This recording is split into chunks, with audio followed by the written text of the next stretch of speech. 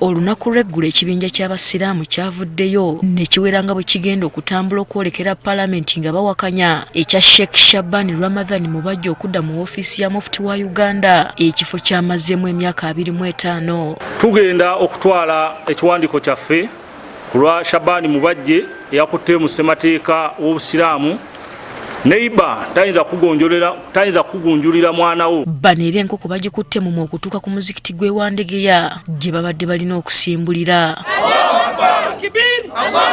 Bano ababadde bakutte ebipande okubadde obubaka obw'enjawulo babadde batandise okutambula, poliisi okuva e Wandegeya n'ebeekiika.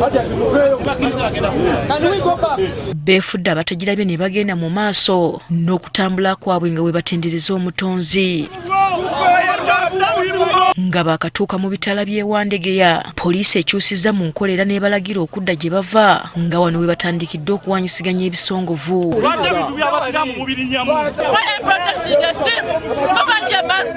Poliisi ebakakkanyiza n'ebalagira beerondemu abasiraamu 5 bagende boogerezeganye n'oluvannyuma balyoke bakkirizibwe okweyongerayo nabo kye bakoze. Tukooye Mubajje, tumukooye gano si makaage nti kyagala kyajja okukola. Bagenze ne bagamba nti kyekitwala ku Paalamenti, Mubajje tebamulondera ku Paalamenti. Nga bwe baali bajjayo ssente za Constitution bagenda ku Paalamenti. Akafubo ke babaddemu kamaze eddakiika nga 40 ng'oluvuddeyo tulabye poliisi kubateeka ku mmotoka yaayo n'ebavuga butereevu paka ku Paalamenti.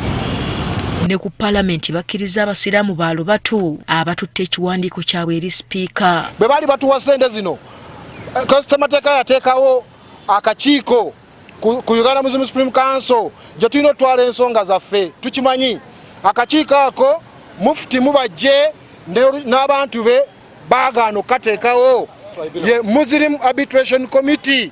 Twandibaye tetuze ku Paalamenti kati senga ssemateeka waffe tatyoboddwa. Era oluvuddeyo poliisi y'emu n'ebavuga okubazza e Wandegeya gye yabajje.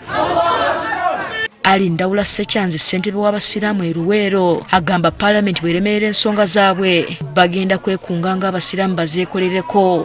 Nti singa Paalamenti teyamba abasiraamu mu nsonga ze tutaddemu ez'okutyobola ssemateeka w'obusiraamu, ffe nnyini tugenda kukunga mu abasiraamu tubagambe tikyekiseera tugende ku Odi Kampala ku kitebe kyaffe ekikulu tubeere nga ffe nnyini tumwejjirayo. Bano era bakunze abasiraamu Ssabbiiti ejja okugenda mu kkooti era ku nsonga y'emu ey'okulemesa obukulembeze bwa Mubajje. Wiiki ejja insha Allah buli omu akwate jangu nga bwozze oba kakaaya oba nkoofiira tugenda mu kkooti. Abasiraamu bano tebaleme kwebaza poliisi okubakkiriza okutwala okwemulugunya kwabwe mu Paalamenti.